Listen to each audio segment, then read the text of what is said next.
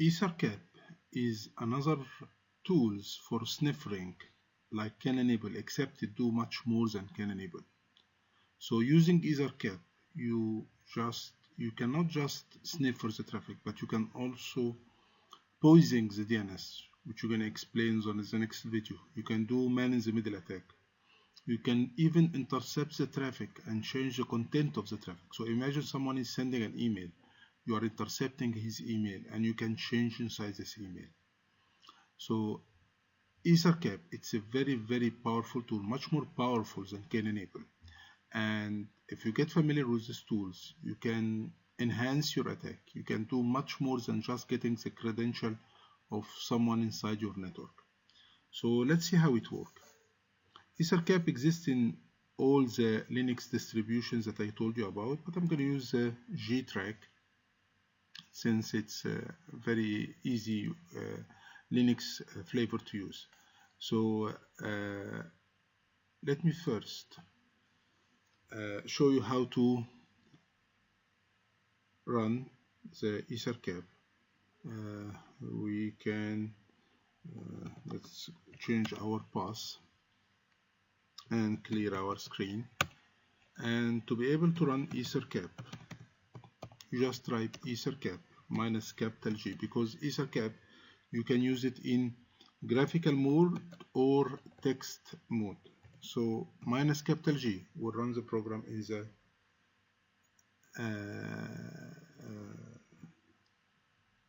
Ettercap minus capital G. So it will run the program in the graphical mode. So I wanted to show you first how it works as a regular sniffing tool, or even man-in-the-middle attack tools, and then we're going to see how to do some specific attack using the Ettercap. So how it works: when you open the program graphical mode by typing Ettercap minus capital G, it will open this console, or it will open this Windows. So you start by going to Sniffer and you choose the first one, Unified Sniffing. And here we're going to ask you using which network adapter you need to sniffer. ETH0, which is Ethernet card, or you can type WLAN0, so he will be sniffing the wireless card, or if you have any other network card, you type the name. And let me remind you how to get the name of the card that you have, just by typing ifconfig. It will show you the cards that you have. So right now we don't have a wireless, we only have the wired, so we're going to use this card. So we click on OK. Then we go to host.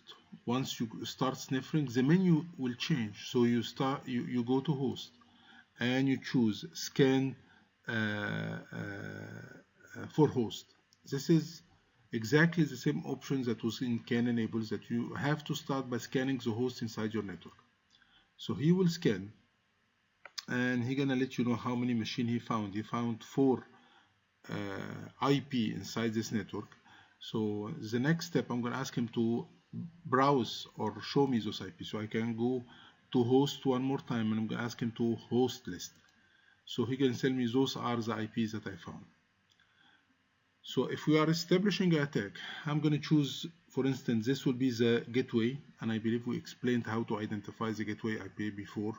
So I'm going to click on this one. I'm going to tell him this is the target one, and assuming that I am intercepting the traffic from a specific machine, which is 137. This is the Windows XP machine. So I click on this one. I'm going to tell him this is target 2. So I did specify. So what we are doing right now, it's a man-in-the-middle attack.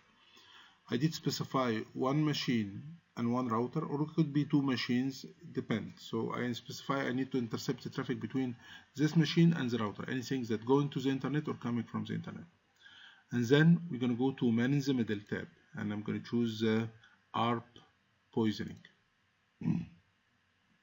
And he's going to ask me what kind of ARP poisoning would you. We're going to choose the first one, sniffer remote connection, and click on OK. And then start sniffing. And by clicking on this one, as you can see down, he starts sniffing the traffic between those specific machines. So any traffic that is going from this machine to the internet, or coming from this machine to the internet, it will be captured and he will be showing us username and password here if there is any credential. But this is not all actually. This is just an introduction to this application. On the next video, we're going to see how to modify the attack. So let's do a DNS poisoning, for instance, where I can redirect people to other websites. So they are going to Facebook, I'm redirecting them to a fake Facebook account or Gmail or Hotmail. So we're going to do a DNS poisoning. So we'll stop here, and on the next video we're going to take these tools and do an attack related to DNS poisoning. Thank you.